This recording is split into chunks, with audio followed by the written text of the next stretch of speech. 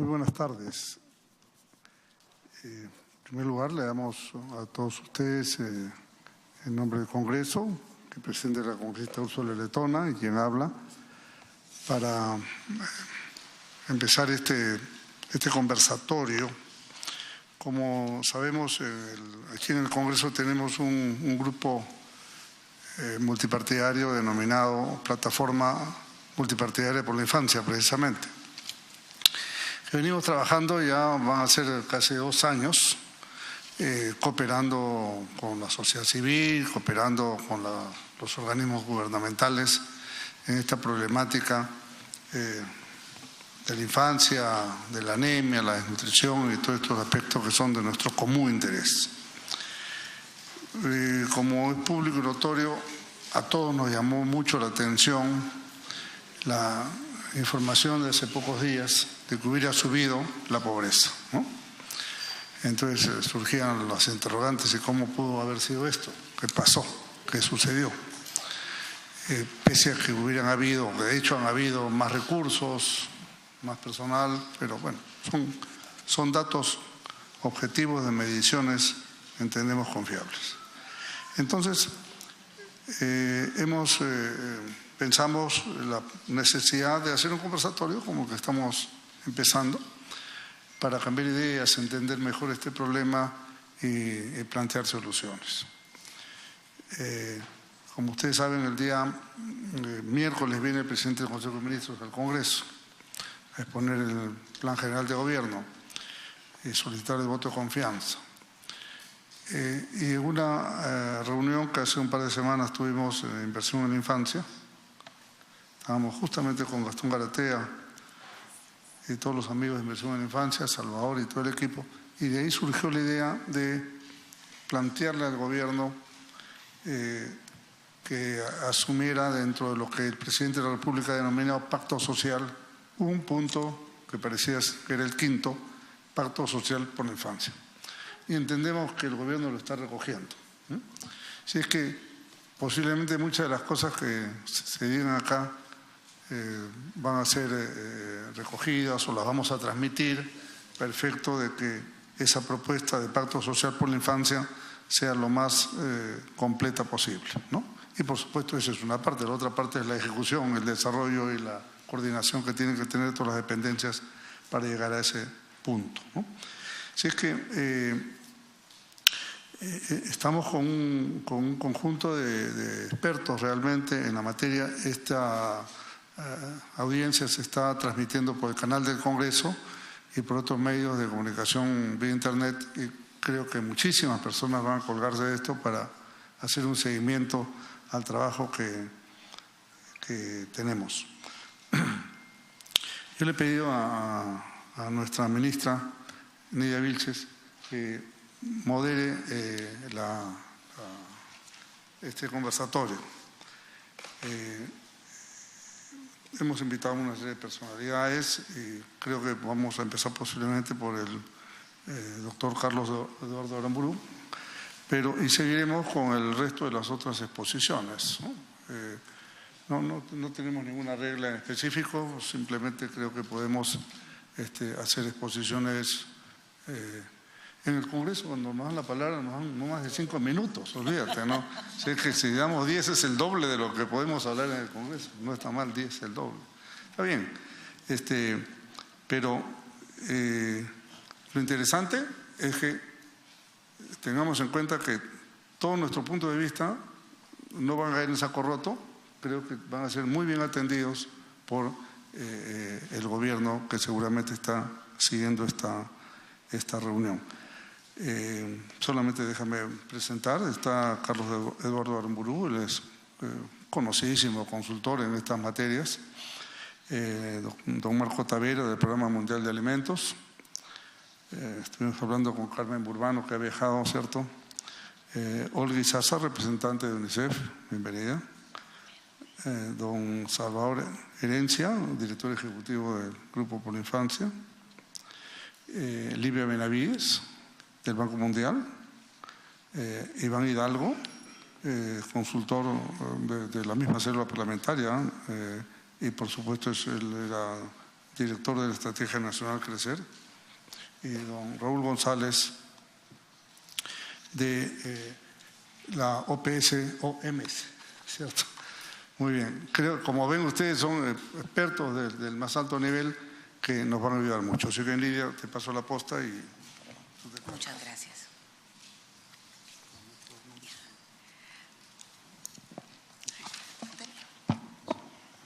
Sí.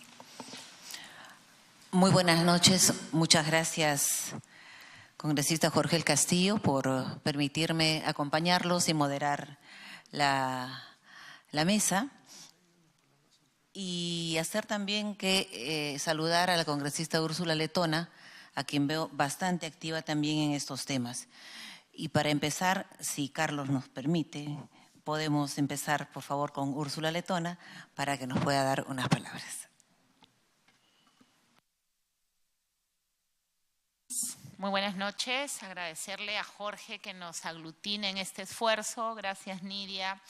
Creo que quienes tenemos la dicha de ser hijos, quienes tenemos la dicha de ser padres, no podemos dejar de lado este esfuerzo multipartidario, este esfuerzo interinstitucional por hacer algo por nuestra niñez. Cuando Jorge tuvo el gesto de invitarme a participar de esta plataforma que iniciamos en el Congreso, hemos tratado de contribuir desde nuestra experiencia como hacedores de política pública en la toma de decisiones referidas a la niñez, temas como la anemia y la desnutrición, que son tan fundamentales. Yo sí quisiera, justamente a raíz de los resultados de la última encuesta, comentar la gravedad de la crisis que afronta el programa, la Estrategia Nacional de Micronutrientes. Estamos en un esfuerzo conjunto con un programa dominical haciendo toda una investigación. Hemos estado analizando las compras que ha hecho el MINSA, el programa de distribución, cómo llega y la excesiva discrecionalidad con la que ha venido funcionando el programa. Entonces, más que criticar, más que fiscalizar cómo se emplean o cómo se desarrolla esta estrategia, creo que nos toca ver cómo la podemos mejorar. No creo que haya habido un funcionario dentro de la carrera, un servidor público, cuyo objetivo haya sido el fracaso de esta estrategia. Pero es una estrategia que está muy mal planteada, que no tiene los alcances que debiera y lo que es peor, que las cifras no respaldan. Ya nosotros hemos analizado a nivel de política pública, la OCDE hizo una recomendación precisa en este aspecto, que se cree el Viceministerio de Seguimiento y Evaluación de las Políticas Públicas a nivel de la Presidencia del Consejo de Ministros como parte de un centro de gobierno. Creo que la única forma de la mejora continua de las políticas públicas, especialmente aquellas que se refieren a nuestros niños en temas como la anemia y la desnutrición, tienen que tener una medición constante que nos permita perfeccionarlas. Sin medición de políticas públicas en temas tan sensibles, nuevamente los esfuerzos van a ser parciales, van a tener resultados no muy buenos o incluso resultados fatales, como es condenar a nuestra niñez al mantenerse en el círculo de la pobreza y a no poder desarrollarse. Yo nuevamente quiero destacar el papel de Jorge en esta plataforma. Sin él creo que es poco lo que hubiéramos podido hacer, su experiencia, su capacidad de convocatoria que vemos hoy, y también al Grupo de Acción por la Infancia, al padre Gastón Garatea, que entiendo está malito el día de hoy, pero que nos ha acompañado en este esfuerzo y que nos motiva a seguir participando. No nos cansemos, creo que nuestros chicos valen la pena. Gracias.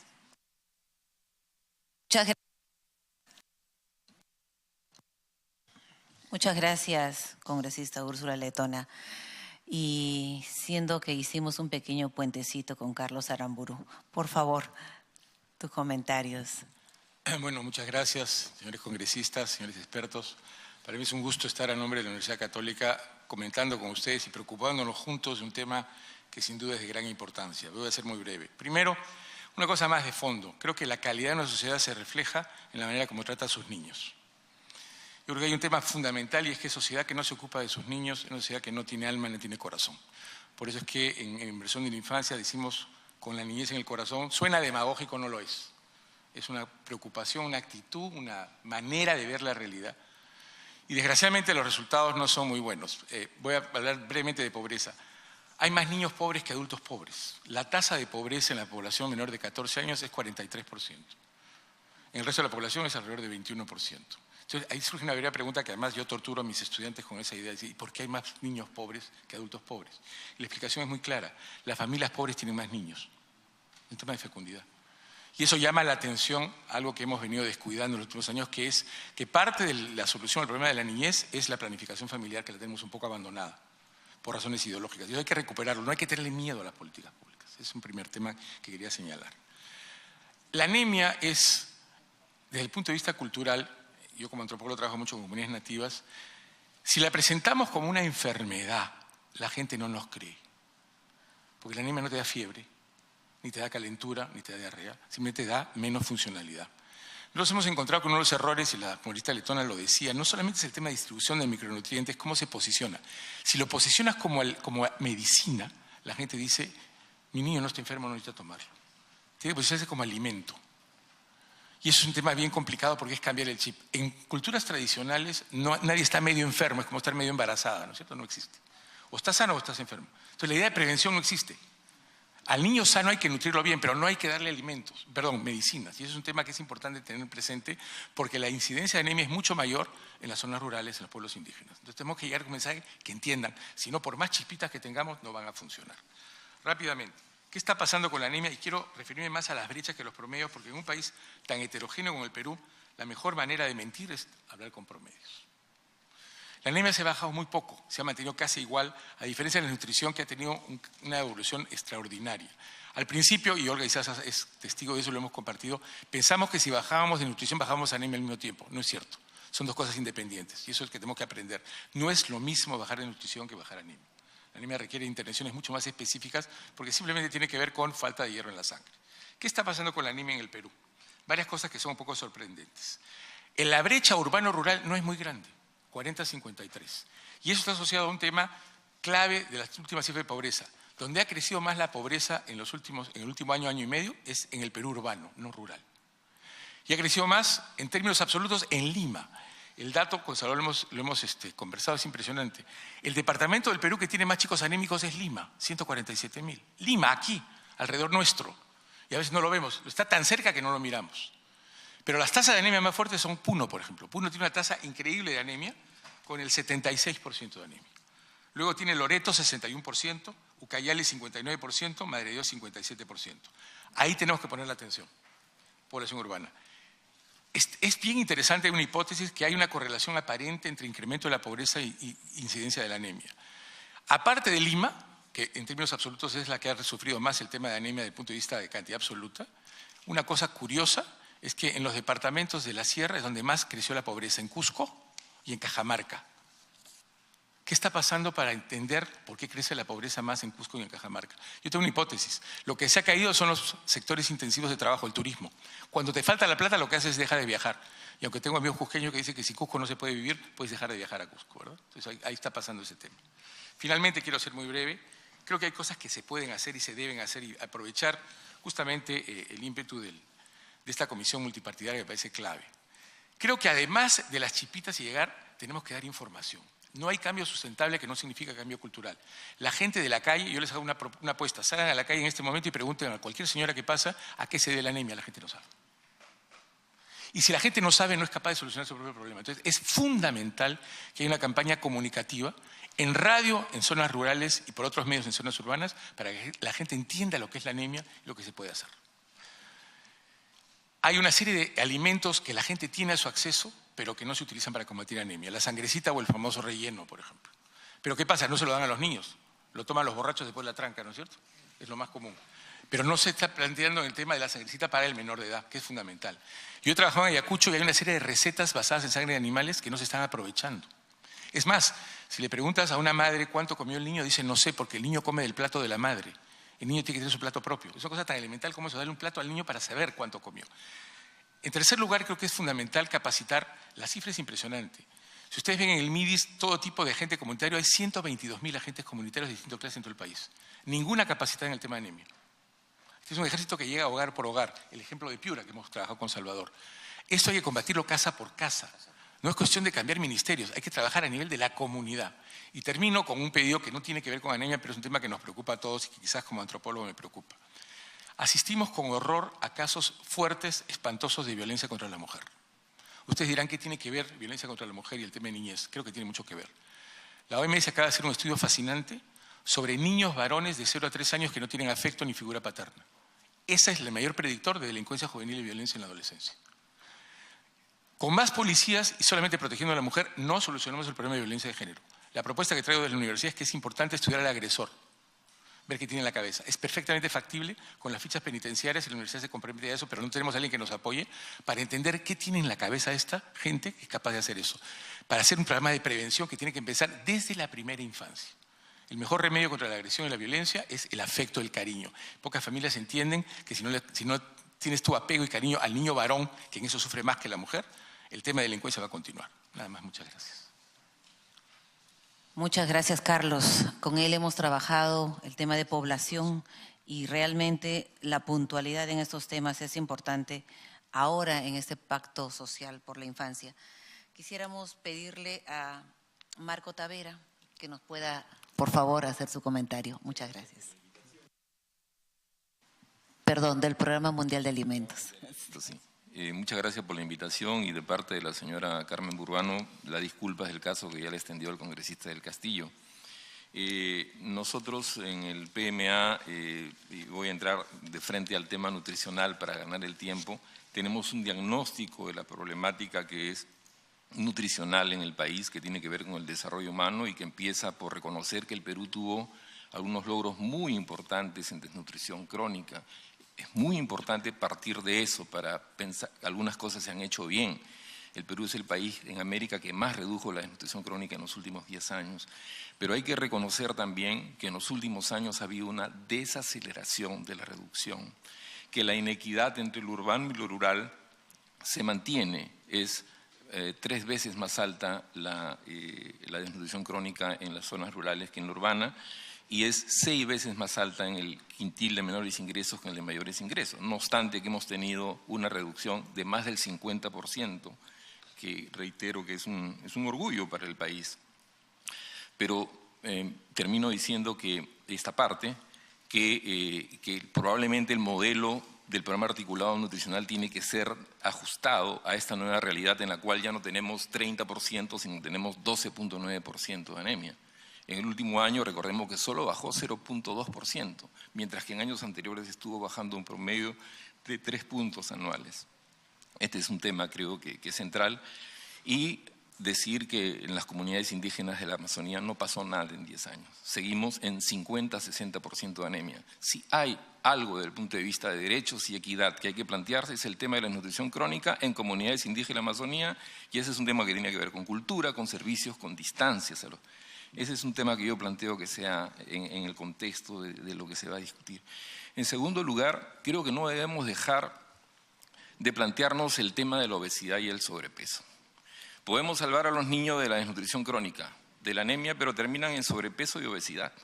Y ese es un tema gravísimo porque significa endilgar su calidad de vida para toda la vida y es un impacto terrible para la sostenibilidad del desarrollo del país y en particular de los servicios de salud, que de acá a unos años, con 14% de obesidad en los niños entre 5 y 9 años, el doble que lo que era hace 7 años, va a ser terrible la situación. De tal manera que ahí también el Congreso tiene una responsabilidad central y estamos en un debate eterno desde hace 4 años y no se soluciona el problema.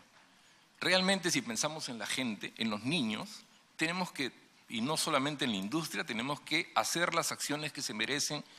El Perú es el país que más está aumentando la obesidad, no es el que más tiene, pero sí el que más aceleradamente se incrementa. Y en tercer lugar, en el tema de anemia. En el tema de anemia ciertamente no hemos tenido el éxito que tuvimos en desnutrición crónica y prácticamente en los últimos años estamos estacionados. Y la verdad es que la anemia no es solamente un problema de los pobres. De acuerdo al último dato, el 28% del quintil de mayores ingresos tiene anemia. ¿Ok? En segundo lugar, el 43% es en todo el país y buena parte está en las zonas urbanas. No es solamente un problema de los pueblos jóvenes que están alrededor de Lima, es un tema de San Isidro, es un tema de Miraflores, etc. Entonces hay que mirarlo y tiene que ver fundamentalmente que yo soy médico, les puedo decir, hay 30 causas de anemia, pero nosotros estamos intentando abordar una, que es la anemia nutricional, que es específicamente por la deficiencia en el consumo de hierro. Eso es lo que podemos impactar con programas de salud pública. Y el problema de la anemia, ya lo dijo Carlos Eduardo, tiene varios problemas. Uno, que la gente no la reconoce como un problema. En segundo lugar, que requiere largos tratamientos. Para tratar una anemia se requieren 6 meses. Y no es un tema que se soluciona en el servicio de salud, es un tema que se soluciona en el hogar. Yo digo siempre, la lucha contra la anemia se está dando en los platos de comida de los niños. ¿Cómo? Hay que cambiar costumbres. Por eso es que la gente que tiene más dinero tampoco cree que el tema de la anemia se soluciona con beterraga, porque es de color rojo. ¿Y saben cuál es el tema? Alimentos de origen animal con alto contenido de hierro, como le dijo Carlos Eduardo. Y ese es un tema también de acceso, de seguridad alimentaria. No es solamente un problema de conocimientos. Entonces, yo quiero decirles, y de verdad que el país tiene normas y tiene propuestas en donde están incluidas todas las intervenciones para reducir la anemia, pero no hemos tenido éxito. Entonces, ¿cuál es el problema? Que no lo hemos hecho bien en la implementación. Y eso pasa por un tema central. Si la gente no participa, si la gente no está educada, si la gente no se adhiere, vamos a tener lo que estamos teniendo. Empiezan a recibir los micronutrientes. O ahora el tratamiento con sulfato ferroso, y al mes el 50% se perdió. Y eso significa un cambio en el enfoque para hacer una acción fundamentalmente de carácter participativa, en la cual toda la sociedad está involucrada. Los servicios de salud tienen un rol fundamental. Buena parte de las intervenciones, 28% de las gestantes son anémicas en el Perú, para el año pasado. Y el hecho de que la gestante sea anémica hace de que en el último trimestre no le pasen las reservas de hierro necesarias al niño. El niño no solamente necesita en su cuerpo 3 gramos de hierro, en todo su cuerpo. Si lo exprimimos al niño, 3 gramos. Es poquísimo, por eso es un micronutriente. Pero no le pasa porque la mujer es anémica. En segundo lugar, cosas tan sencillas como el corte oportuno del cordón umbilical. Sí, se espera 2 minutos para que el niño, en los servicios de salud, en donde el 85% de los partos son institucionales en el Perú, es decir, en servicios, le pasan aproximadamente 60 miligramos de hierro que lo cubre para todas sus necesidades los 4 primeros meses, congresista. La lactancia materna exclusiva que se nos está cayendo, 5.6 menos que la encuesta del 2016, la lactancia materna exclusiva. Y no estamos haciendo lo suficiente en el país para protegerla y promoverla. ¿No es cierto? Y el tema del diagnóstico oportuno. Muy pocos chicos están accediendo al diagnóstico y al tamizaje de anemia al 4º mes. Discúlpenme que me ahonde en esta parte técnica, pero es fundamental para entender la problemática y lo que hay que hacer. Y eso todo está planteado en términos de las políticas y el tema es cómo se hace. Y eso requiere un replanteamiento de los servicios. De verdad, los servicios de nivel primario están en crisis. No tienen recursos, no están con la logística necesaria. Hay que mirarlos. Hay que hacer que funcionen. Eso tiene que ser un compromiso de la actual gestión gubernamental que empieza. De lo contrario, no tendremos mucho éxito. Termino diciendo algunas intervenciones específicas que en el Congreso también hay que avanzar. Hay experiencias, y el PMA las tiene en varios países de la región, en el cual un elemento que contribuye mucho a reducir la anemia es el uso de alimentos de consumo masivo fortificados, por ejemplo, el arroz. Hay países que han reducido sustantivamente la anemia en ciertos grupos poblacionales fortificando el arroz. Y eso solamente cuesta 2% más del arroz puesto en el mercado. Necesitamos una ley de fortificación de arroz, así de concreto. Y hoy creo que es importante que el país piense que tiene que retomar algo que se dejó en el año 2012, que es alimentos fortificados para niños en circunstancias especiales, lo que se llamaban las papillas fortificadas del Pánfar, etcétera, etcétera, que creo que se dejaron equivocadamente. No para todos, porque ya no estamos en la condición de hace 20 años, pero sí para grupos de riesgo, para situaciones de emergencia, ¿no es cierto? Entonces, y creo que finalmente este compromiso político que se ha expresado en reiteradas oportunidades de abatir este flagelo que afecta a 650.000 niños menores de 3 años en el Perú, merece una acción de todos. Yo creo que tenemos que retomar la buena experiencia cuando empezó el programa Crecer. en el cual se traían a todos los presidentes regionales, se trabajaba el tema con los municipios, se ponía el tema por delante y se ponían metas por regiones. Acá estamos con Iván, que además fue uno de los gestores de eso, tuvimos el crecer Huari, el crecer de los Chipivos, el crecer… Entonces se apoderaron. Mientras la cosa solo dependa de un ministerio y de un nivel central, léase Lima, no podremos tener los progresos. Quiero decir que hay experiencias locales que ojalá algún día podamos visitar, en las cuales en 4 meses se puede reducir la anemia. Pero con participación social, ustedes podemos ir a Ventanilla, podemos ir a muchas regiones del país donde gente con cooperación, con ONGs y solas lo están logrando. Pero hay ciertas condiciones como la que he expresado, que he intentado expresar en este poco tiempo, que hay que tomar para poder tener los logros y el país creo que lo puede lograr. Muchas gracias. Muchas gracias, Marco, por recordarnos que hay cosas importantes que ya se hicieron en el país y fuera también del país que han sido beneficiosos para reducir la anemia. Muchas gracias. Le pedimos a Olga Izaza, representante de UNICEF, que nos pueda también comentar al respecto. Muchas gracias. Buenas tardes con todos y todas. Voy a pedir que me ayuden con unas breves láminas que traje para compartir con ustedes. Congresista del Castillo, congresista letona, muchas gracias por la invitación. Nosotros creemos que estos escenarios de diálogo son los más valiosos para realmente avanzar hacia los objetivos. Ustedes nos han convocado para hablar de 3 cosas: pobreza, desnutrición y anemia. Y yo quiero compartir con ustedes el análisis recién salido, ustedes van a ser los primeros en conocerlo, de los datos del INEI sobre pobreza, pero para infancia en particular, para que efectivamente verifiquemos lo que estaba diciendo Carlos Eduardo en el sentido de decir que la mayoría de los pobres son niños y niñas y la mayoría de los niños y las niñas son pobres, es decir, son 2 universos distintos que muestran la gravedad y la severidad de la pobreza que están viviendo los niños y las niñas en Perú. Mientras ponen la presentación, quiero decirles que uno de los factores que hay que abordar es la multidimensionalidad de la pobreza. La pobreza no deviene de un solo factor, sino que se conjugan múltiples factores de características de la familia, de acceso a los servicios y de privaciones específicas por sectores sociales o por regiones del país que deben atenderse específicamente. De lo contrario, no se va a poder disminuir la pobreza en el país. Y ahí hay un primer mensaje central.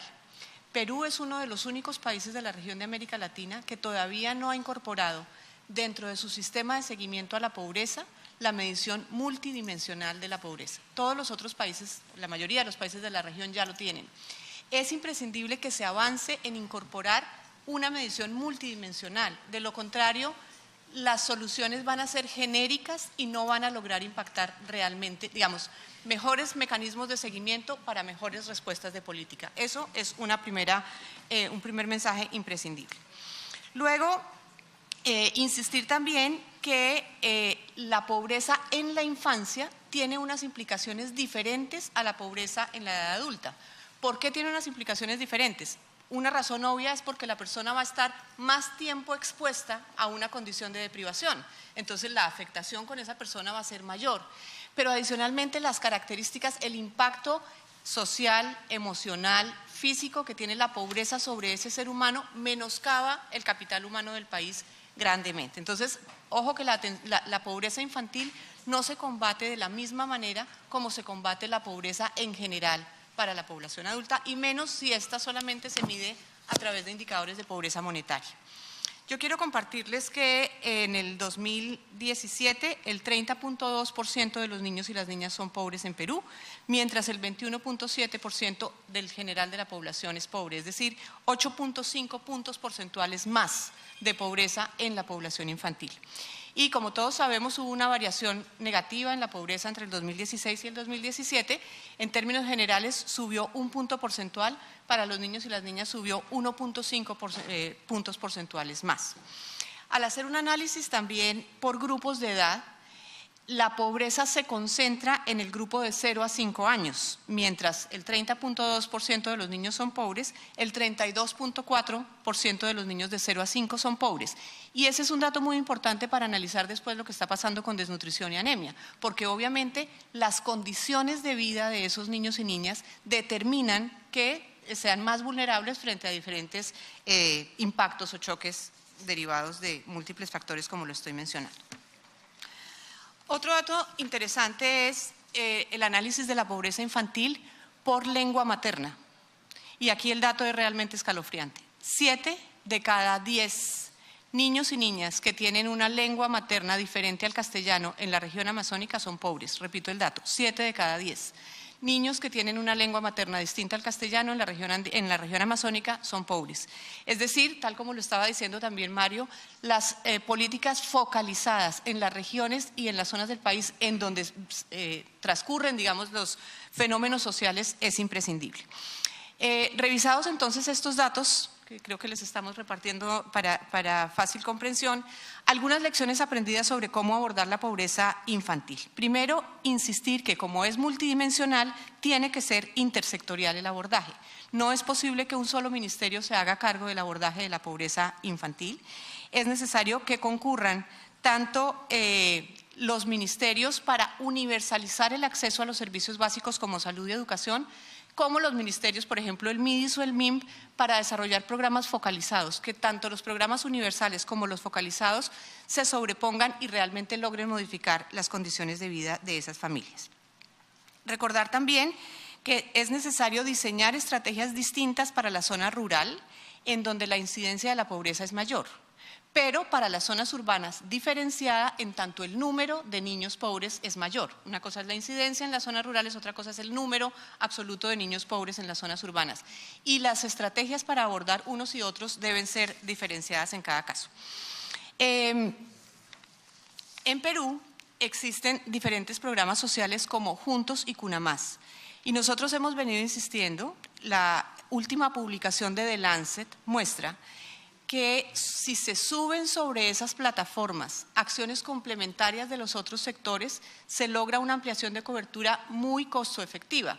No se necesita crear un nuevo programa para montar, insisto, sobre las plataformas existentes, intervenciones de muy bajo costo. Pongo varios ejemplos. Hay permítanme la expresión, un batallón de gente en los programas sociales que llegan puerta a puerta.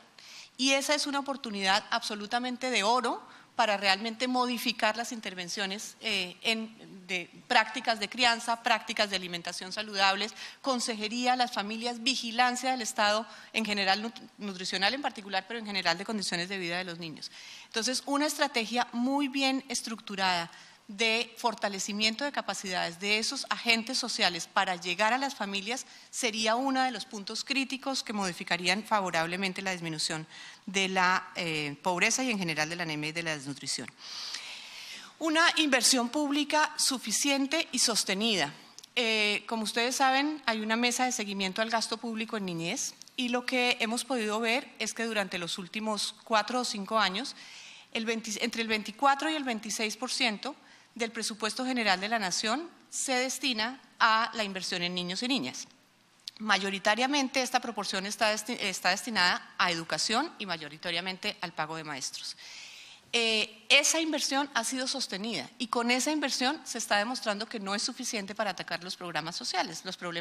Entonces es necesario revisar la asignación de esos recursos. Pero cuando se mira la ejecución de los recursos asignados por entes territoriales, la ejecución también es muy baja. Y lo que hemos visto y hemos comprobado en el terreno es que los operadores locales no conocen de los presupuestos que tienen disponibles y no saben cómo asignarlos, cómo programarlos. Entonces, aun cuando hay recursos, no suficientes, pero hay recursos, esos recursos no se están programando adecuadamente para la inversión en esto.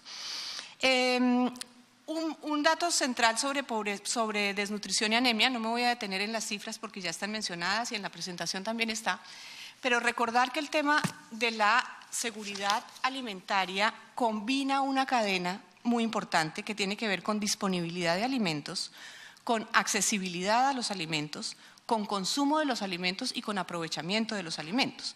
En disponibilidad de alimentos es necesario revisar las políticas agrícolas e industriales del país para garantizar que efectivamente los alimentos en las zonas en las que estamos hablando, Amazonía, altoandinas, estén disponibles. Pero adicionalmente la accesibilidad, y esto pasa por revisar los costos y las políticas de intermediación entre los productores y los consumidores. Y luego viene el consumo, ya Mario mencionaba también, es necesario revisar las políticas de complementación alimentaria y de suplementación nutricional, que son dos cosas distintas. La suplementación nutricional, que es el caso de los micronutrientes, nunca va a ser suficiente si no es porque toda la cadena de la que estoy hablando realmente se revisa para impactar en ella. Y luego viene el tema del aprovechamiento. Cuando el niño ya ha consumido, es necesario que las condiciones de salud de ese niño estén adecuadas para que realmente los macro y los micronutrientes puedan ser aprovechados por ese niño. Entonces, una de las recomendaciones más grandes es revisemos toda la cadena de seguridad alimentaria en el país para garantizar que efectivamente las soluciones de desnutrición y anemia son sostenibles. También tenemos para compartirles, y ya con esto termino, unas lecciones aprendidas de las buenas prácticas de Perú mismo, que es necesario recordar que existen, que ya se sabe cómo se implementan y que valdría la pena traer a colación. Lo primero es realmente lograr una intervención multisectorial. Nosotros hemos insistido que, por ejemplo, para hablar de desnutrición y anemia es necesario hablar de atención integral a la primera infancia, porque la hiperconcentración exclusiva en la desnutrición y en la anemia no van a permitir avanzar tan rápidamente como si se interviniera más holísticamente en el grupo de edad de 0 a 5 años. Intervenciones, por ejemplo, de prevención de la violencia o de mejoramiento de las condiciones del estado de salud o incluso de promoción del desarrollo de los niños y las niñas mejoran la absorción también alimentaria de los niños y de las niñas. Luego, ya lo mencionaba, enfoques diferentes por zona, por etnia, por región. Tal vez algunos de ustedes me han oído hablar de la motricidad fina del Estado. La motricidad gruesa llega a todas partes. La motricidad fina es esta capacidad de diseñar políticas específicas para lugares específicos y responder mejor. Una tercera cosa es el liderazgo político al más alto nivel nacional, pero por supuesto darle la capacidad a los gobiernos regionales y locales de que articulen a los sectores nacionales. Ellos tienen que tener el liderazgo local para realmente poder sentar en una misma mesa a la Dirección Regional de Salud, de Educación, etcétera, y a MIDIS.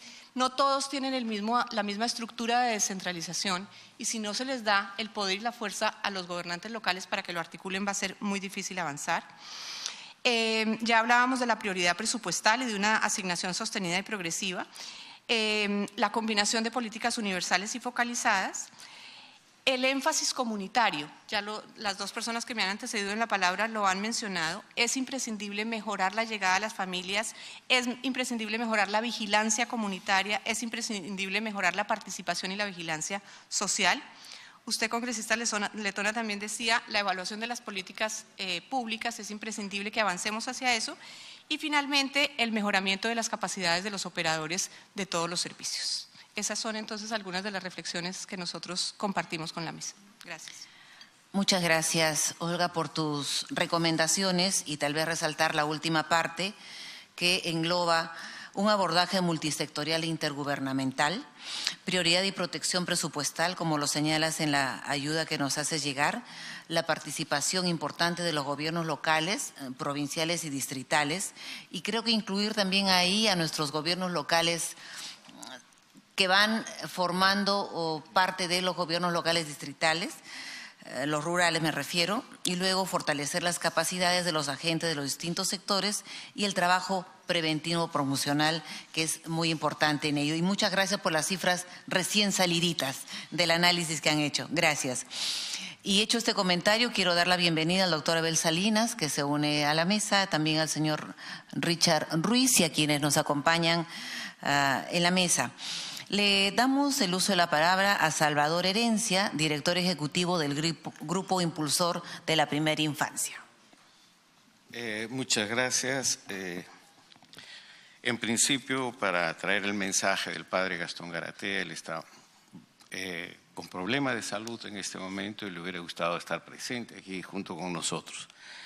Evidentemente, para nosotros nos sentimos realmente congratulados con la plataforma multipartidaria del Congreso, porque como lo dijo el congresista Jorge El Castillo, tuvimos el atrevimiento de pensar que sí se puede. Y sí se puede, se planteó en la propuesta de una carta abierta al presidente de la República para que se incluya un pacto social por la infancia. Evidentemente, yo con Jorge, como tú sabes, la iniciativa ciudadana de inversión en la infancia está formada por voluntarios, personalidades y organizaciones que forman parte de esta iniciativa que tiene por finalidad inversión en la infancia como factor clave para la erradicación de la pobreza. Nosotros, dentro de esta iniciativa, junto con las personalidades que se integraron a todo este grupo y ahora trabajando muy cercanamente a la plataforma multipartidaria del Congreso, firmamos este Pacto Social por la Infancia, que en otras palabras son 5 puntos para los que no yo quisiera reiterar, pero solamente para tenerlos bien claros. Uno, nosotros pensamos en un combate frontal a la anemia y desnutrición. Las cifras nos ofenden, nos agreden y ya esto es una cuestión repetitiva. Para nosotros como grupo y como iniciativa ciudadana no hablamos de 43%, hablamos exactamente de 745.000 niños en este país, menores de 3 años, que están con anemia. Y cuando hablamos en Puno, estamos hablando básicamente de más de 73.000 niños menores de 3 años.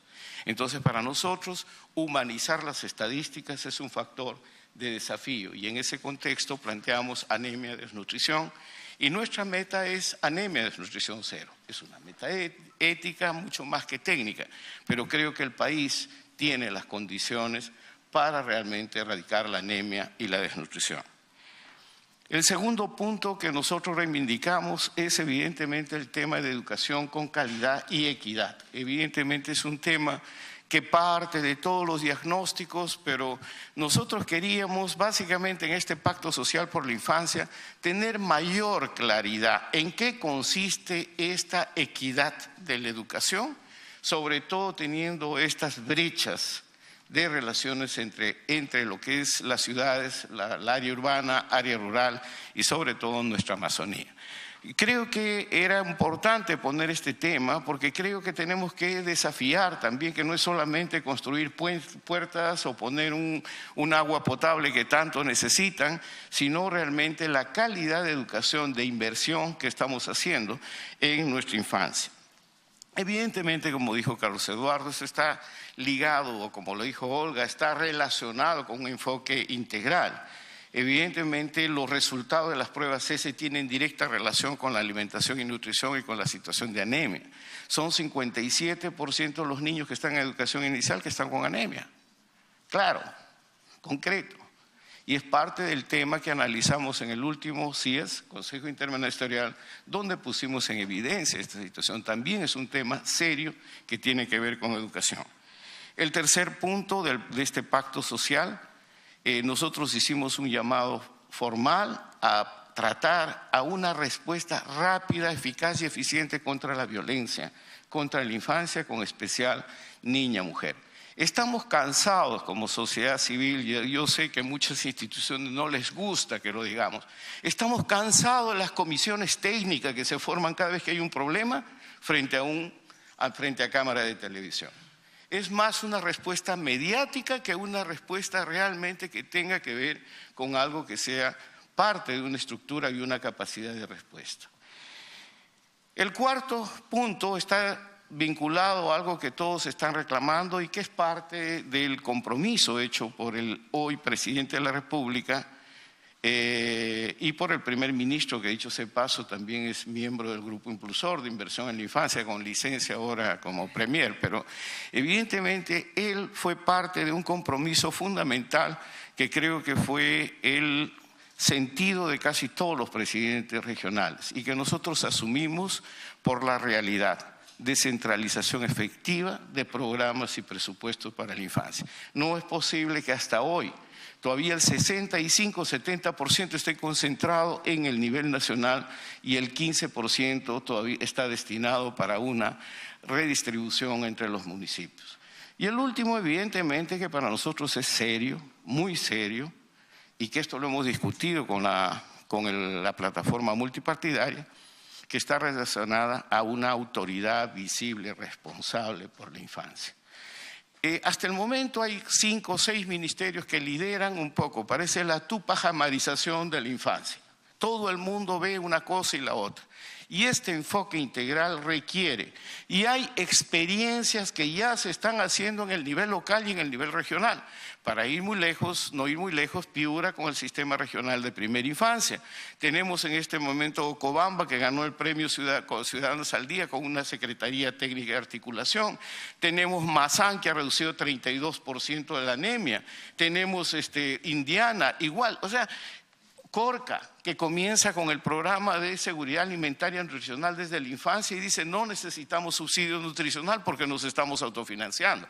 Hay un país que trabaja, que sí existe, y esto es realmente que nosotros quisiéramos tener realmente una vinculación. Entonces, este es el Pacto Social por la Infancia, y yo realmente congratulo a Jorge y a toda la plataforma multipartidaria por haber impulsado junto a más de 100 personalidades que firmaron el pacto junto con la plataforma, de solicitar en carta abierta al presidente de la República que estamos listos para trabajar y que se incluya este quinto elemento, que es inversión en la infancia.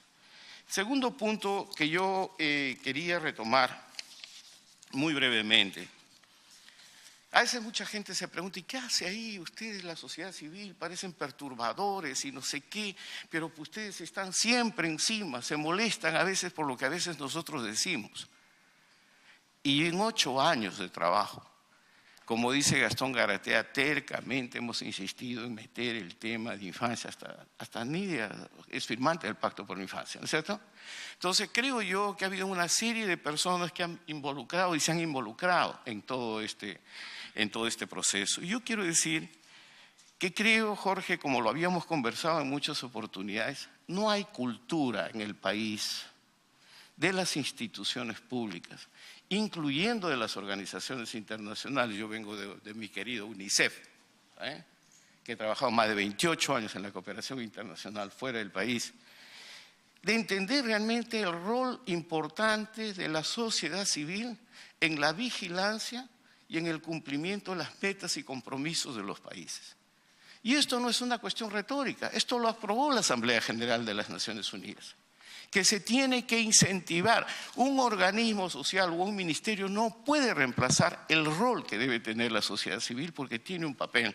Y es muy claro, escuchando, denunciando, controlando el cumplimiento de los compromisos, monitoreando el proceso de acompañamiento de metas, fortaleciendo la articulación, la heterogeneidad y la diversidad. Entonces, son roles que son aprobados por todos los países miembros de las Naciones Unidas, y yo creo que en este caso, Jorge, lo que estamos haciendo junto con la plataforma multipartidaria, inversión en la infancia, lo que ya asumió la Defensoría del Pueblo, como tú sabes, también ha firmado el Pacto Social por la Infancia como parte del proceso de vigilancia. No es solamente lo que anuncie el Premier como compromiso, es cómo todos nosotros hacemos que esto no solamente sea pensar en el futuro, sino cómo enfrentar la situación en el presente. Y yo creo que el presente para nosotros, después del diagnóstico que nos ha dado mi querida Olga, gracias por esta aproximación, es ponerle rostro. La pobreza tiene rostro humano y este rostro es de la infancia, y la infancia no puede esperar. Y en ese contexto, Jorge, es mantenernos todos en alerta. Creo que hay experiencias, creo que este país sabe qué hacer, tenemos los recursos y probadamente sabemos que los recursos no han sido utilizados eficientemente. Los recursos que existen, por lo menos de acuerdo a la página amigable del MES, por lo menos 18 a 23% no se usan para lo que fueron destinados. Entonces, si no hacemos vigilancia, si no hacemos monitoreo de esto, ¿quién lo hace? Entonces creo yo que este es un rol que particularmente nosotros queríamos destacar. Yo me encuentro aquí, hay varios, inclusive nuestro querido, Carlos Eduardo forma parte de este grupo, también Abel Salinas es parte del grupo como Sociedad Peruana de Pediatría, pero estoy acompañado aquí por la doctora Andrea Lanata, que es además concejal de San Isidro, es activista y fundamentalmente trata el tema de primera infancia dentro del grupo, y el economista Marco Castillo, que nos hace el monitoreo de gasto social, COFIDE, él ha trabajado en COFIDE, y nosotros consideramos que todos los profesionales podemos ser parte de esta gran alianza. Es lo que yo quería contribuir a esto y congratularnos con ustedes. Y gracias, Jorge, y a toda Úrsula y a toda la plataforma por el apoyo. Salvador, muchas gracias y además de venir con un buen equipo. Al extensivo nuestra pronta mejoría al padre Gastón Garatea. Muchas gracias. Y le damos el uso de la palabra al ingeniero Iván Hidalgo, consultor de la célula parlamentaria PRISTA en programas sociales.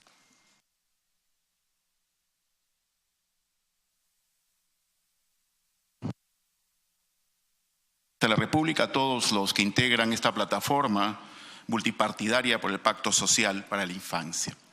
Bien, en mi exposición va a tratar dos temas fundamentalmente. ¿Cómo es que se hicieron las cosas con un resultado positivo y qué es lo que hay que hacer? Porque diagnósticos creo que lo hemos hecho con suficiencia y todos lo conocemos.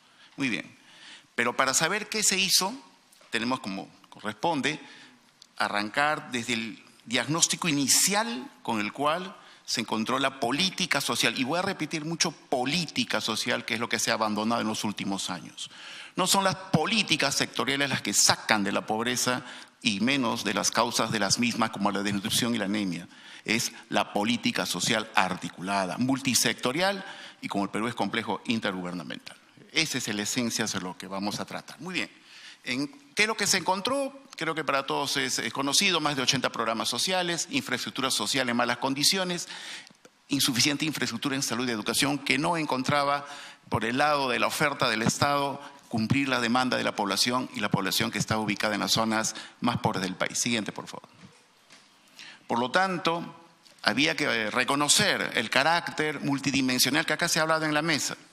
La pobreza es de carácter multidimensional, por lo tanto su abordaje tiene que ser multisectorial, tiene que buscar las actividades que a su vez atacan las causas para poder mover el indicador que nos corresponde todos con presupuesto y con acción, buscar el mejor objetivo para el país.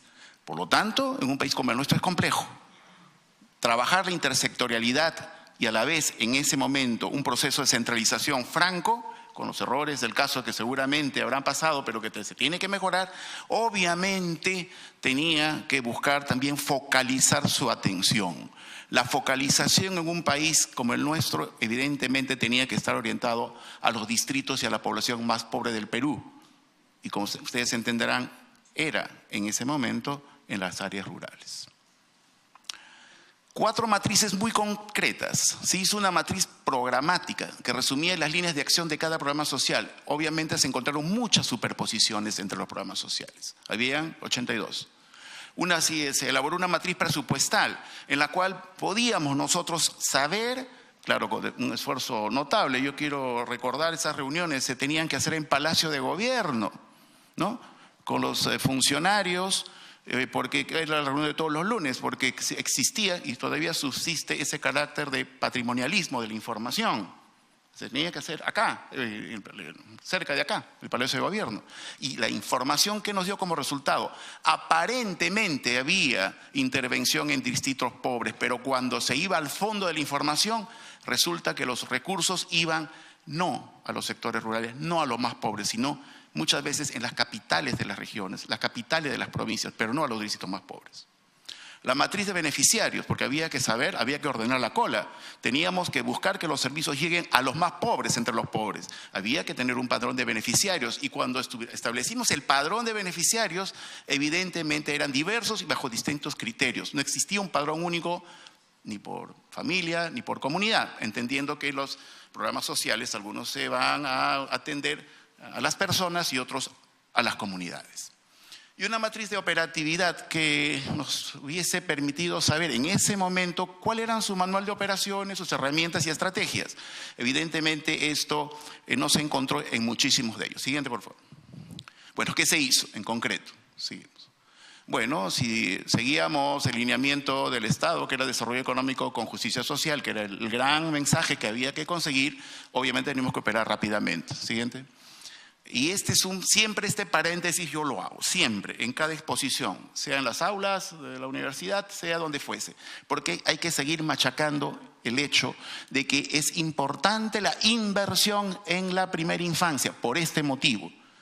Porque de acuerdo a la ciencia, y solamente se hace políticas públicas con vista científica, Este era lo que encontramos. La ciencia que nos decía que tanto para lo cognitivo y lo no cognitivo, que es lo más importante para el desarrollo de la inteligencia de un niño, es decir, para un futuro ciudadano con derechos, se tenía que ver que estos, por ejemplo, elementos claves para entender cómo el niño se iba a desarrollar hacia el futuro, se desarrollaban inclusive antes de nacer. Antes de nacer, la dirección de los sentidos, el lenguaje, fíjense, el lenguaje se desarrolla antes del tercer año, no cuando el niño va necesariamente al colegio. Y las funciones cognitivas y habilidades no cognitivas que son tan importantes para fortalecer la personalidad de un ciudadano. Y por lo tanto, ustedes entenderán, siguiente por favor. Este cuadro que ya es famoso por todos ustedes lo habrán visto, pero es importante resaltar la diferencia que existe entre un niño que realmente tiene su capacidad neuronal al 100% porque está bien nutrido y sin anemia, y aquel que no está bien nutrido. Ahí se define el futuro de un ciudadano. Ahí está el momento clave en el cual realmente el Estado se preocupa en que tenga derechos, igualdad de oportunidades, un ciudadano peruano de otro, aquel que puede nutrirse adecuadamente desde antes que nazca, naciendo, y posteriormente los 2 primeros años de aquel que no lo puede hacer. Eso define de una otra manera el futuro de un ciudadano. Siguiente. Y si hoy queremos ver desde el lado económico, ¿no? Porque siempre los economistas tenemos la tendencia del costo-beneficio. Muy bien, es social y económicamente rentable, porque justamente la inversión que el Estado debe de hacer es en la fase inicial. Ahí pueden ver el cuadro, es muy gráfico, ¿no? Es la tasa de retorno de las inversiones respecto, ¿no?, a la progresión de la inteligencia de un niño. Es en la primera infancia, antes de que vaya al colegio, fundamentalmente donde tiene que estar la acción del Estado. Siguiente, por favor. Y viendo el cómo, acá es un tema que es interesante. Bueno, está acá Jorge del Castillo, muchos de ustedes lo conocemos de tiempo, y esto fue, creo que, clave para entender por qué se tuvieron esos resultados. La institucionalidad, la autoridad social. Entre pares no hay mando. La experiencia nos dice que entre pares no hay mando. Por más que lo coloquemos en la reglamentación, en la norma, eso es algo en la norma, las leyes, en el papel, todo se puede hacer.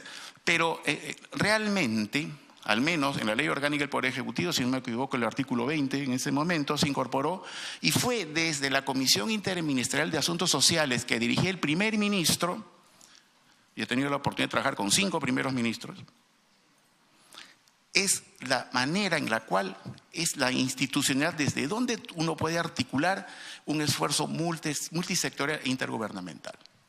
Fíjense en este cuadro,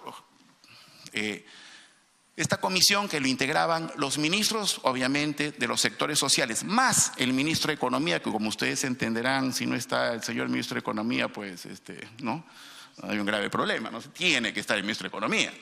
Y normalmente los ministros de Economía, por sus complicadas agendas, pues el primer ministro lo puede convocar, ¿no es cierto? Lo puede convocar a una mesa. Ok, y sus equipos técnicos que son muy valorados también. Por lo tanto, este esfuerzo se tenía que ver multisectorialmente. El tema de identidad, acá me acompaña la exministra Nidia Vilches, que tuvo una acción importante para dotar de identidad. ¿Cómo podíamos tener trazabilidad de cuánto realmente el Estado invertía realmente en niños, si es que no sabíamos quiénes eran ni tenían documento de identidad, por ejemplo? Era clave en ese momento. Bueno, ahora esto está resuelto.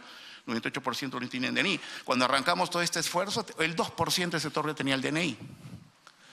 Salud, ni qué decir, educación con el TRED, el programa articulado era el nutricional, pero por otro lado el prenatal, que era importante también, educación, lo que significaba que una mujer en analfabetismo evidentemente ya estaba medido los efectos que tenía en nutrición y en pobreza, una mujer analfabeta. Trabajo, justicia, vivienda, agua y saneamiento. Porque todos sabemos acá lo que estamos sentados, creo que nuestras estadísticas es engañosa. Se dice que en el sector rural hay agua, pero ¿qué hay? Un puquial conectado con un tubo y tenemos agua contaminada a domicilio. Todos decimos que tenemos saneamiento rural, pero es un pozo séptico, un silo que está a 3 metros de la vivienda y simplemente es unos vectores de infección. El niño con 3 infecciones cae en desnutrición. O sea, todos los que estamos acá en la mesa sabemos perfectamente, nos damos cuenta en qué sectores está el trabajo intersectorial y qué es lo que hay que hacer en la gran, siempre compleja propuesta de tener un plan operativo multisectorial lo complejo que es, pero hay que hacerlo. Pero siempre con alguien que dirija. Temas de conectividad, energía, vialidad, porque también tenemos que ver que la pobreza, evidentemente coyuntural, se mide por el nivel de pobreza monetaria, pero la estructural, que significa darle educación, salud, nutrición al niño, también hay que pensar en que la gente salga de la pobreza por sus propios medios. Los peruanos somos capaces, los peruanos quieren las herramientas para progresar, no estiran la mano. Pero si no hay una carretera, si no hay un puente, si no tienen acceso a la conectividad. Entonces, y si nosotros hablamos que la pobreza, el 58.8% de la pobreza está en el sector agropecuario, es obvio que tenemos que hablar de desarrollo rural. Igual, desarrollo rural no es solamente regalar unas semillas a los campesinos, es integral, es infraestructura económica agrícola, es cosechar el agua, zanjas de filtración, reservorios, canales, asistencia técnica, semillas, mercado, acceso al mercado, centros de acopio. Es algo diferente, una concepción integral para buscar que justamente en esa media hectárea en promedio que tienen los pobres en la sierra de nuestro país, tengan al menos, dupliquen la capacidad de producción para que salgan de su estadio de pobreza. Es decir, soluciones concretas que van en este devenir de saber en la microgerencia social. Porque las grandes cosas todos sabemos, pero ¿cómo se hace? Hablamos de anemia, bien, en las zonas altanías comen carbohidratos, muy bien, pero pones una zanja de 2 metros de profundidad y tienes lo que complementa la proteína a través de las vitaminas. Es decir, sí se puede hacer. Y si hasta ahora tenemos 24.7% de viviendas que aún cocinan con leña y con estiércol de animal infectando a los niños, sabemos qué es lo que hay que hacer. Lo hemos hecho. Por lo tanto, claro, para no aburrirlos tanto, son muchas más actividades en muchos más sectores, pero principalmente este cuadro lo que quiero reflejar es que es un carácter multisectorial y a la vez. Acá mi maestro Aramburu, ¿te acuerdas que siempre hablábamos? ¿Qué se gana vacunando al niño si el niño cae con el agua en infección? ¿Qué sentido tiene vacunarlos? ¿No es cierto? Obviamente tiene que ser de una manera, es complejo, es duro, no es fácil, pero hay que hacerlo. Y creo que es lo que se tiene que hacer. Siguiente cuadro, por favor.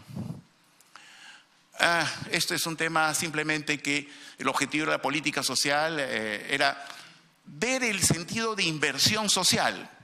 Bueno, muchos creen que es gasto, para nosotros es inversión social porque realmente por ahí es donde tenemos que empezar a cambiar nuestro país. Miren, un minutito nada más en esto, para sacar un poco del ámbito de la social.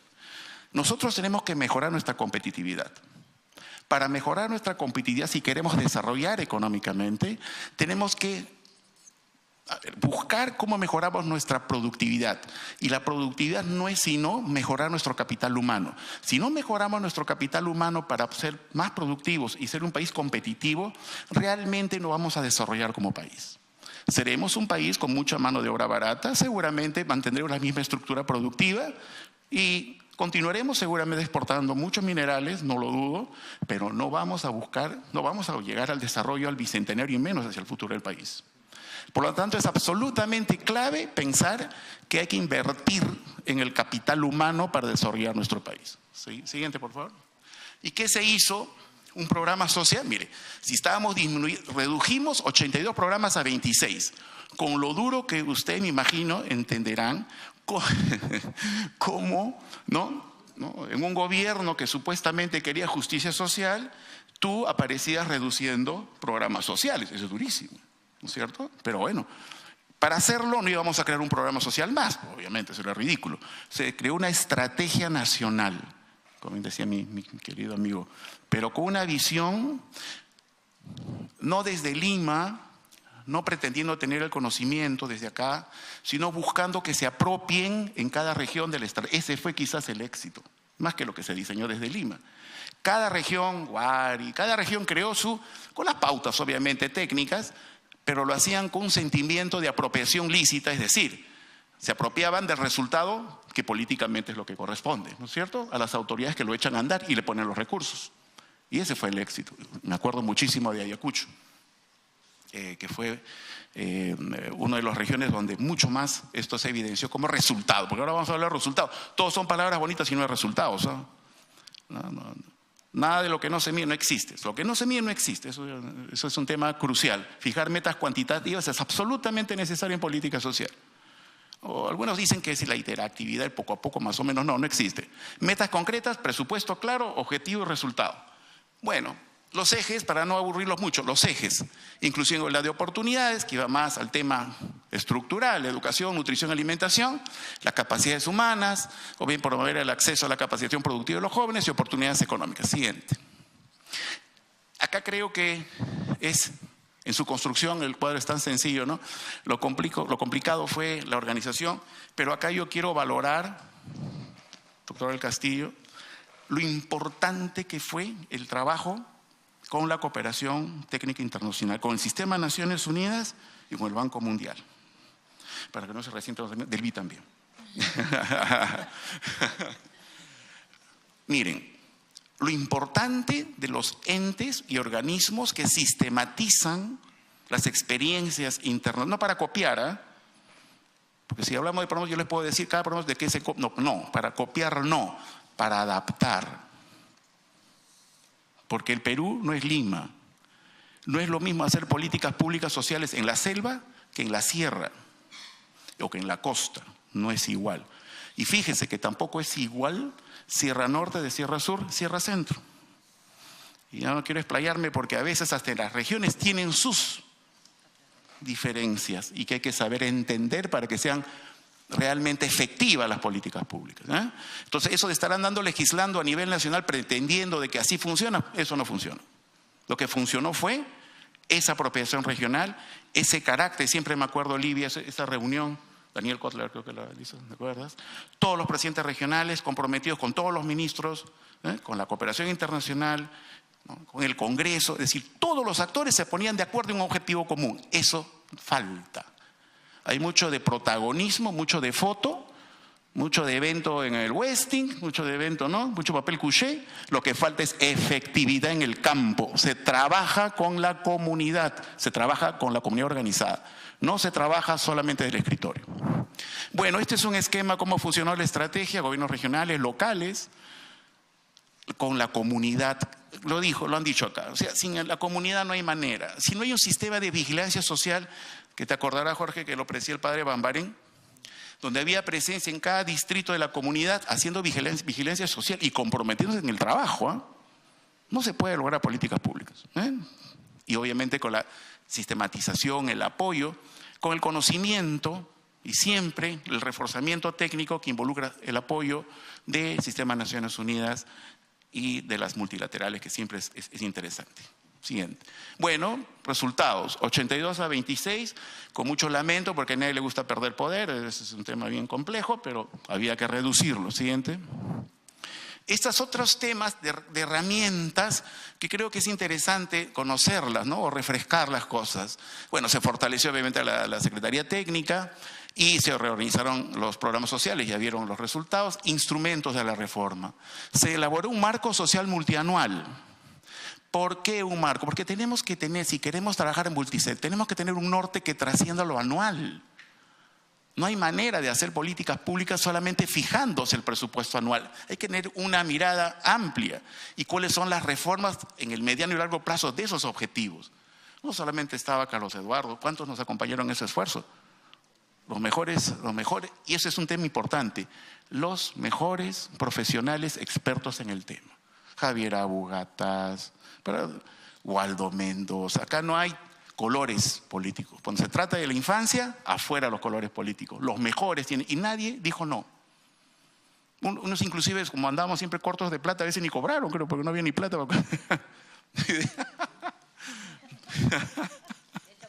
Hecho acordar. Café después. Muy bien, entonces luego, elaboración de marcos lógicos, obviamente. Si un programa social no tiene claros sus objetivos, no tiene estructurado sus indicadores realmente con medios de verificación, y su estructura orgánica no se o sea, lo elemental de un marco lógico, ¿qué significa? Que había que, eso lo hicimos con GIZ, por ejemplo, ahora GIZ, ¿no? Cambió un poco el GIZ, no sé. Entonces, cambios para alinear, es decir, si ustedes ven en marco de intersectorialidad, había que integrar y alinear cada uno de los programas que ejecutaban la acción en campo. ¿Ok? Luego, el sistema de focalización. Miren, sé que algunos no pensarán lo mismo, pero es ridículo tener un sistema de focalización de hogares y que digan que hay que atender 17 millones de peruanos cuando ni siquiera se pueden atender a los 6 millones pobres. Eso es otra cosa. Cuando no se tiene capacidad operativa para atender ni siquiera a los pobres, no podemos hablar de buscar atender a los que no son pobres.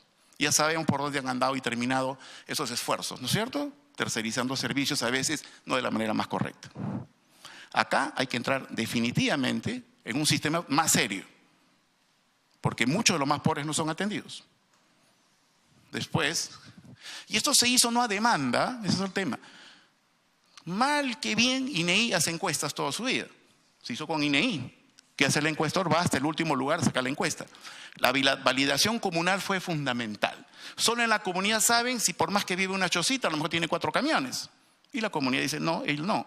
Y a veces te dice la comunidad, oiga, detrás del cerro hay una abuelita que tiene 5 nietos y usted no ha ido. Solo la validación de la comunidad prevalece. Pero a demanda,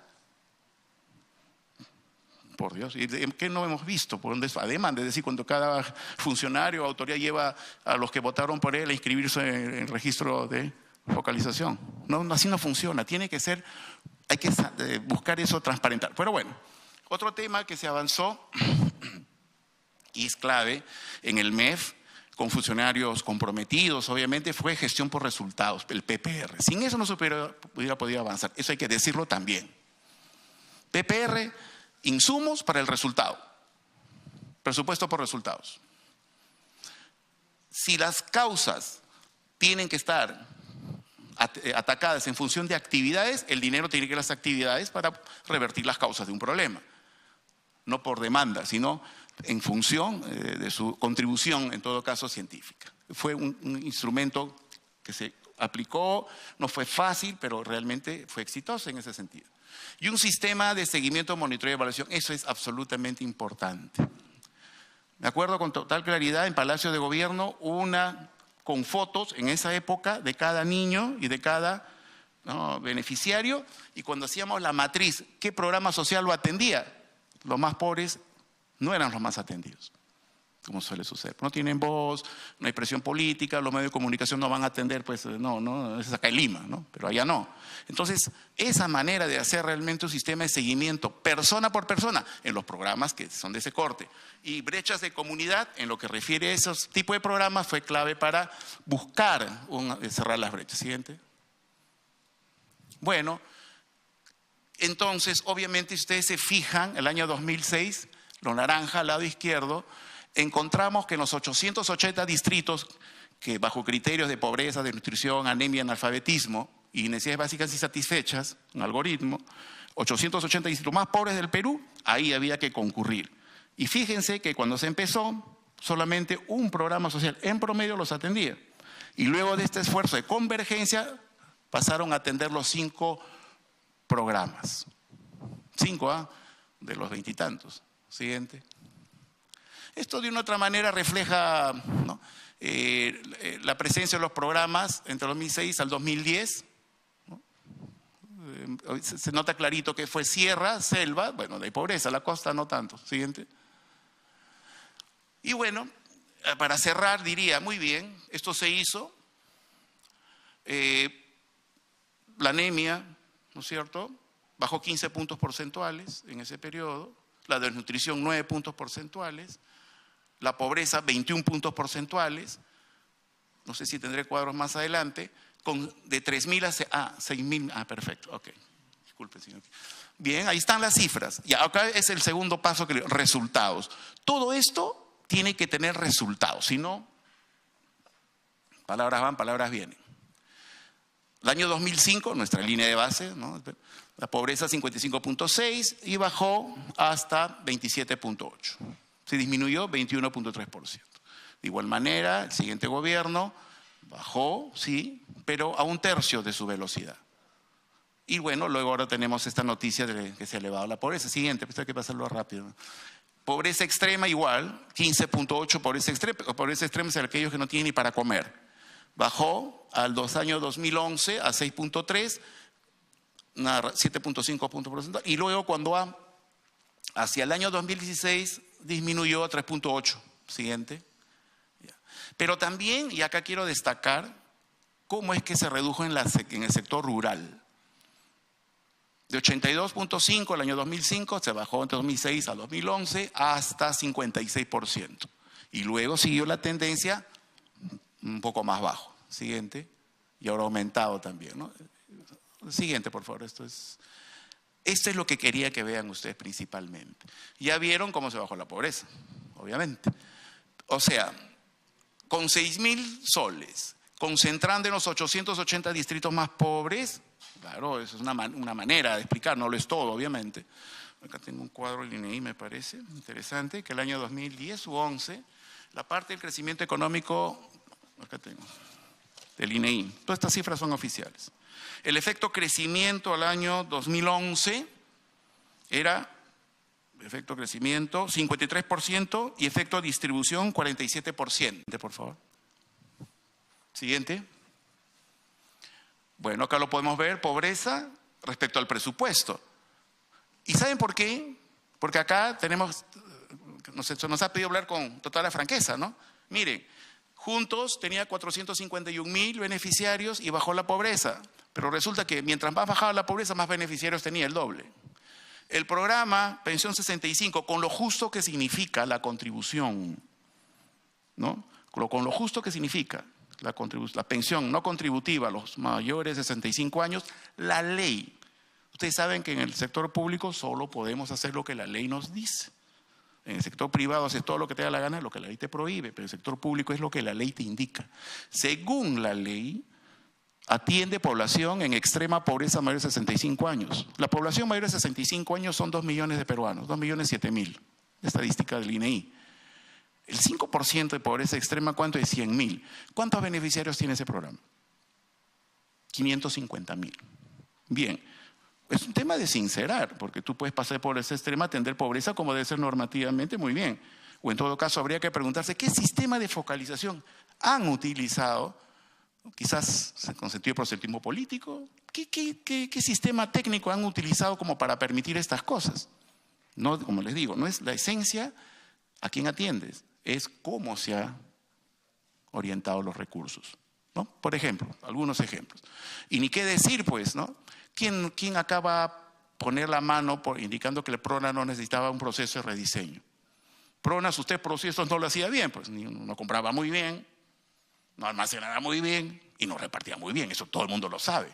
Pero, ¿a dónde pasó? A un programa que dejó la papilla, dejó atender 2 años a los niños y después nos quejamos porque aumentó la desnutrición, ¿no es cierto? Y también SMINSA dejó de comprar 2 años los micronutrientes. Eso es público. Algún día alguien pues lo investigará. Eso fue un crimen.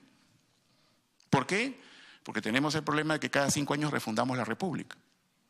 Todo lo que hizo el anterior es malo y todo lo que a ti se te ocurre es bueno, sin saber realmente modular la política. Siguiente, por favor. Esto es un tema de desnutrición, bueno, ya es un tema que harto conocido, también se disminuyó 9 puntos y el gobierno anterior también hizo un buen esfuerzo de disminución, ahora está realmente complicado, ¿no? En el ámbito en general. Siguiente. Sí, el otro, por favor. Vamos a pasar rápido. En el área urbana ha habido un crecimiento, ¿no? Grave, realmente, eso ya lo hemos discutido acá, las propuestas están sobre la mesa. Siguiente. En el área rural ha sido importante realmente lo que se ha hecho, pero aún sigue siendo un desafío. ¿Sí? Anemia, ya, esto es lo que digo, bueno, hubo más presupuesto, pero el resultado es inverso. O sea, en 7 años ha aumentado la anemia. Se redujo de 57 en términos enteros, ¿no? Redondos, a 42 y ahora estamos en 44. En los últimos 7 años ha aumentado. Pues ahora tenemos que realmente tomar todos los que tenemos que de una u otra manera contribuir, hacer un esfuerzo urgente en resolver este tema. Siguiente. Siguiente, es el mismo cuadro, ¿no? Eso también es inconcebible, ¿no? Con presupuesto. Hubo un momento que las vacunas completas para los niños están en 64%, se logró elevar a 71%, que no es ningún tampoco de que ser orgulloso, porque al final el 71%, no el 100%. Pero igual hubo una declinación y recién después de años se ha equilibrado respecto a la cobertura de vacunas. Todos sabemos acá que si el CRET no llega completo a los niños, tenemos un ingrediente más para propiciar desnutrición, anemia. Siguiente. Bueno, y para finalizar, como les decía, es un tema también de proponer, que es lo que se debe de hacer. Elemento número 1, por más que se hable de política social, se tiene que promover el crecimiento económico. El mejor empleo social es el empleo. Y si es un empleo con derechos, con mayor razón, pero el crecimiento es fundamental. Ningún país ha podido tener una política social eficaz y eficiente sin crecimiento económico, sin promover la inversión privada, que es el 80% del total, y sin mejorar o hacer más eficiente la inversión pública, que es el 20%. Primer elemento. Si no. Segundo, respecto a la política social, hay que redefinir, me parece, la autoridad social. Y lo que hay que recuperar es el enfoque multisectorial e intergubernamental. Pero no solamente en el discurso, la foto. La parte política es la parte política. La parte de la imagen, la estrategia de comunicación es la estrategia comunicacional. Es el plan operativo. Es las acciones, cómo la estructuro en el tiempo y qué es lo que tengo que hacer en cada sector. ¿Dónde? Con ese enfoque territorial, donde define la calidad de la intervención. Eso es lo que no hemos visto estos últimos años. Hemos visto, y es más, y economía y finanzas tendrá que volver a tener una mirada también intersectorial, los programas estratégicos articulados. Porque cuando se volvió al sector, le quitaron totalmente la posibilidad de efectividad de la política social. Hay que ser sinceros en eso también. Porque cada sector tiene su mirada. El ministro de Vivienda seguramente dirá, ¿sabes qué? Tengo presión por resolver los problemas de agua y saneamiento de las capitales de provincia. Puede ser, pero ahí están los problemas. ¿Dónde está la medición de las brechas? Bueno, presupuesto público articulado multisectorial intergubernamental, ya lo mencioné, el sistema de monitoreo, este es el sistema. Inclusive hay un proyecto de ley que se presentó en el último acuerdo, ¿te acuerdas, Jorge? El último acuerdo nacional se presentó. Proyecto de ley, es decir, miren, si no se monitorea y evalúa, no hay este concepto de la política social integral, no va a haber manera de obtener el resultado. Porque el monitoreo tiene que ser del mes, del trimestre. La evaluación acompañando la gestión, mejorando la gestión. No después de 2 años para decirle al funcionario esto hiciste mal. No, esa no. Esa no es. Es otra manera de enfocar las cosas. Y esto tiene que estar a nivel de la presidencia del Consejo de Ministros que dirige, bueno, en este esquema de propuesta, la política social tiene que tener su instrumento de ver si los sectores están cumpliendo con su tarea y los gobiernos regionales y locales. Un CISFO a partir de la evaluación de condiciones, el CISFO, un cambio en el CISFO, a partir de evaluación de condiciones, evidencias objetivas y reales del beneficiario, objetivas, no a demanda. Porque ya sabemos que acaba en demanda, pues, ¿no? La autoridad llevando a los familiares, ¿no? Y no son realmente lo más. Por eso no da resultado, porque estás gastando en plata en gente que no tiene la necesidad. Siguiente, para finalizar. Siguiente, por favor. ¿Ahí quedó? ¿No hay siguiente? Esa sería la siguiente. Muchísimas gracias. Disculpen el abuso del tiempo, pero quería darle el enfoque total. Muchas gracias, Iván, por tanta información junta y creo que nos sirve para el análisis esta noche. Quisiera pedir a Livia Benavides, gerente de desarrollo del Banco Mundial, nos puede hacer sus comentarios, por favor. Muchas gracias a todos. Después de estas excelentes presentaciones, es difícil poder contribuir mucho más. Yo creo que algunas de las cosas que venimos escuchando son críticas, ¿no? Uno es el tema del aprendizaje de las lecciones que hemos tenido. Y yo creo que acá se han dicho varias cosas que nos llevan en esa dirección. En particular, la idea de construir sobre los éxitos y aprender de los errores, ¿no? Iván lo ha dicho, digamos, el problema de que cada 5 años queremos construir la patria nuevamente hace que estos aprendizajes se vuelvan bastante complicados, y creo que estamos en un momento donde el Perú tiene algunos aprendizajes sumamente positivos y creo que tenemos que construir sobre ellos. En particular, quisiera hablar sobre el tema de la desnutrición crónica, donde realmente los resultados del Perú han sido sumamente exitosos. Como Banco Mundial hemos traído algo así como 10 delegaciones multipaíses que han venido a visitar esta experiencia, porque ha sido una experiencia hiper exitosa. ¿Y qué es lo que podemos decir de esa experiencia, ¿no? Uno es que habían esfuerzos pilotos sumamente importantes, yo creo que en gran medida liderados por UNICEF, y que se dijo vamos a llevarlos a escala, ¿no? Y creo que eso fue uno de los grandes éxitos del tema de llevar a escala. Claro que cuando uno lleva a escala no lleva a la perfección el modelo piloto, pero yo creo que esa llevada a escala fue sumamente exitosa. Lo segundo es que hoy día hay algunos ejemplos que Mario nos ha mencionado con el tema de anemia, y creo que también eso puede ser fácilmente llevado a escala.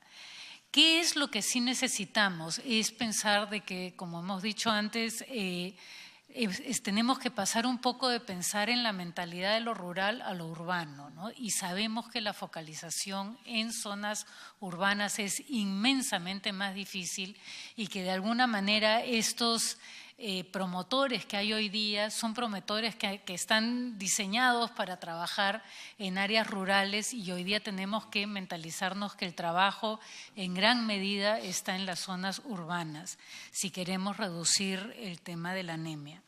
Y en ese sentido, el tema de focalización es sumamente importante, y el tema de los sistemas de información, y eran los dos temas en los que quería detenerme.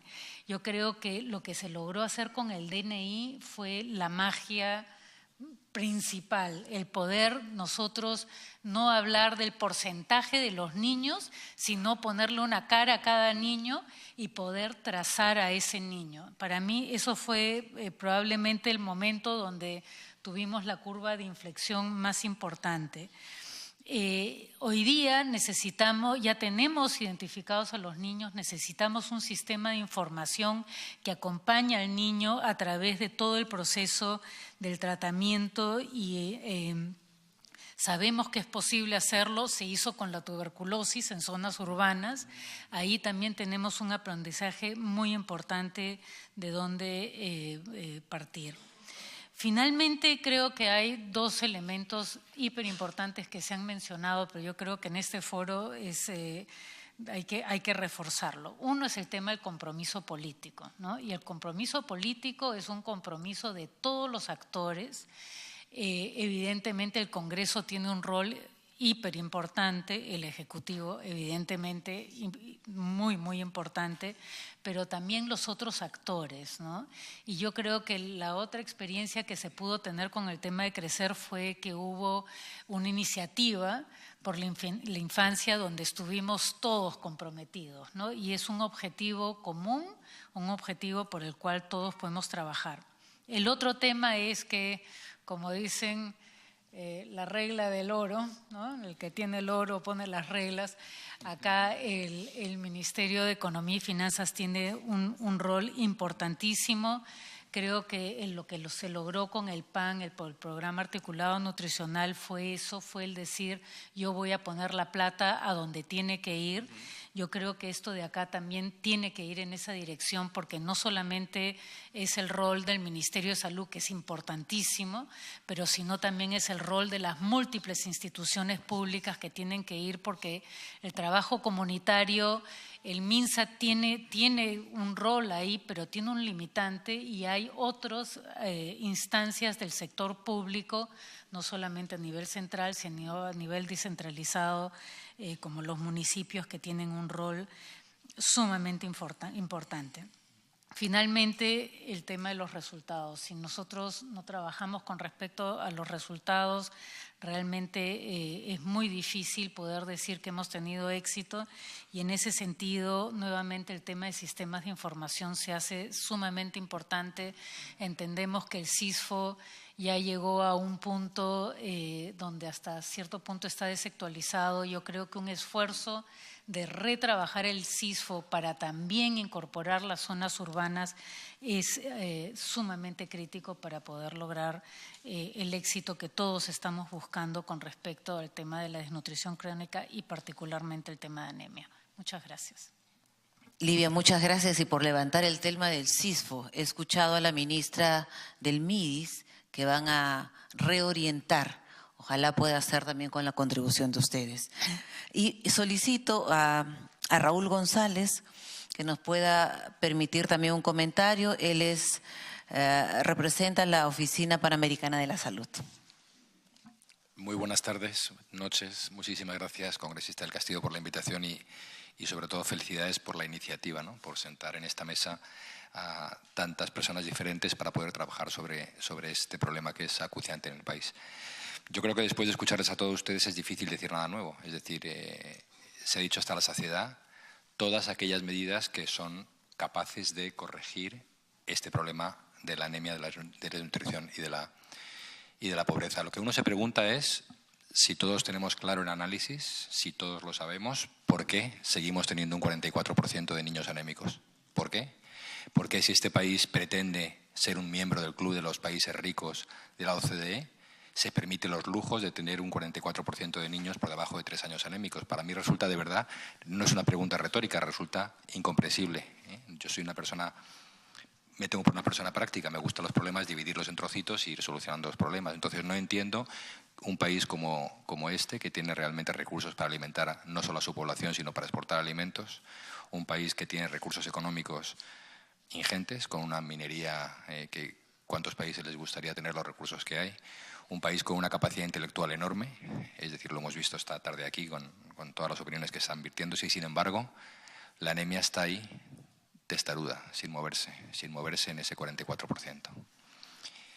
Yo creo que lo que falta, y no voy a decir que es necesario la intersectorialidad, todos lo sabemos, es decir, es absurdo pensar que la anemia se va a corregir desde el sector salud solamente, o solo desde el sector de integración social. Eso no va a pasar. Es decir, y me voy a centrar un poquito en la anemia, porque creo que la anemia es un problema de Estado.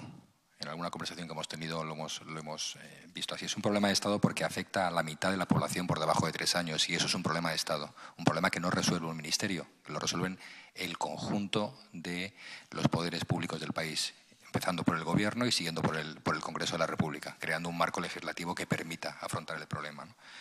Un problema de Estado no toma el liderazgo un ministerio. No es el Ministerio de Salud quien tiene que tomar ese liderazgo, no es el Ministerio de Integración Social, no es el Ministerio de Educación. Es un problema de Estado, el liderazgo lo toma el Presidente de la República y por delegación el Presidente del Consejo de Ministros en un país como este en el que hay una PCM, ¿no? Si no tenemos claro que hace falta ese liderazgo, no vamos a progresar. Es decir, ya se han dicho todas las recetas mágicas. Hace falta la intersectorialidad, hace falta que una familia tenga en su mano la capacidad económica para poder comprar los alimentos que sabemos que previenen la anemia. Sabemos, eso lo tenemos claro, ya se ha dicho, la sangre, las proteínas, ahí está el hierro, ahí sabemos todos que está. Entonces hace falta que esa familia tenga el recurso económico en el bolsillo para comprar esos alimentos.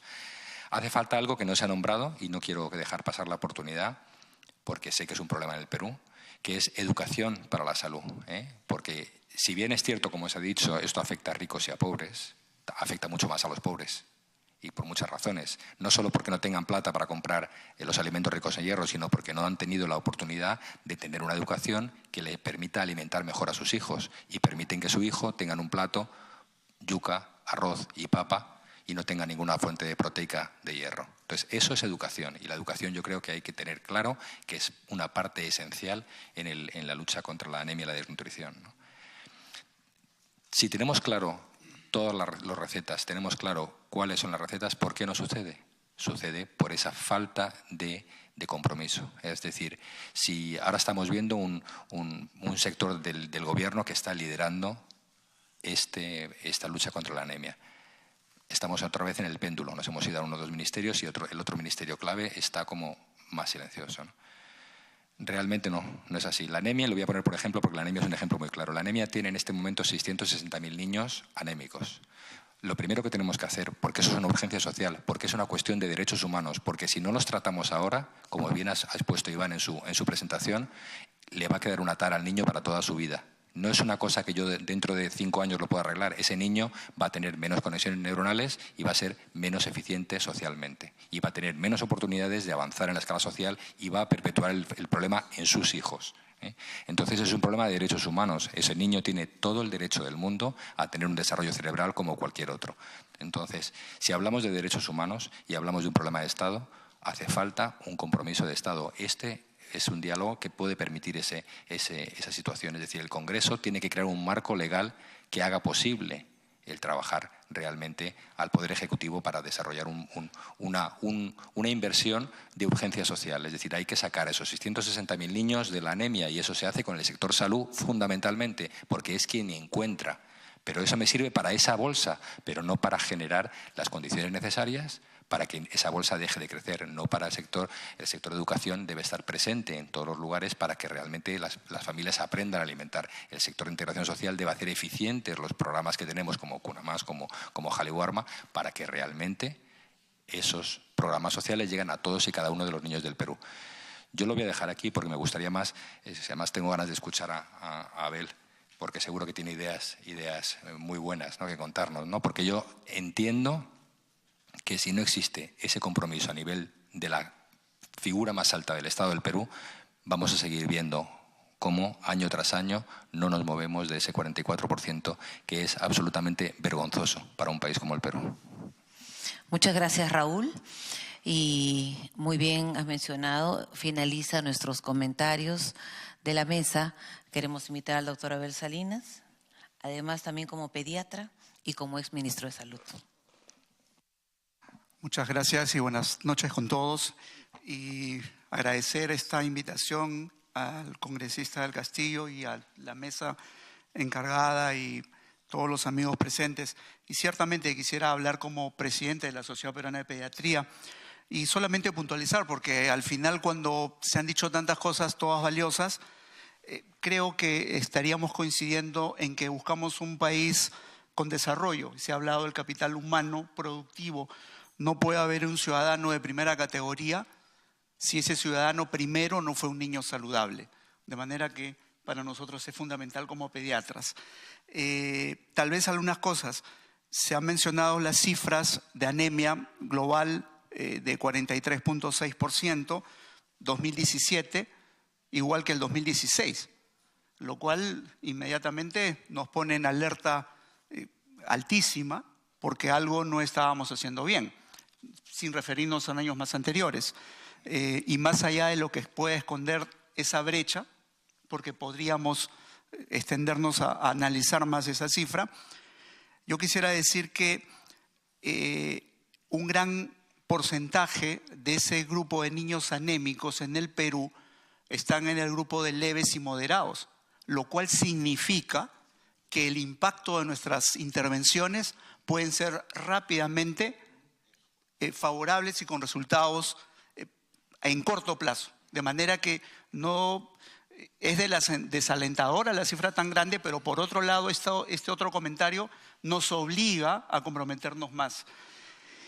Y lo que sí no es una buena noticia es saber que los niños a partir del 4º mes de vida ya tienen anemia, lo cual significa que estamos llegando demasiado tarde y lo cual nos obliga, y sigo hablando como pediatra, más en un tema técnico, tal vez coincidir con lo que ha mencionado Mario Tavera, quiere decir que el tema prenatal es fundamental. Si tenemos madres o mujeres en edad fértil alrededor del 30% de anémicas, ahí está un punto, ahí está un foco, y ahí en el breve paso que tuvimos por el Ministerio de Salud, ya veníamos trabajando precisamente con el Programa Mundial de Alimentos, el arroz fortificado, que es de alto consumo y que evidentemente va a tener impacto en muchas mujeres en edad fértil.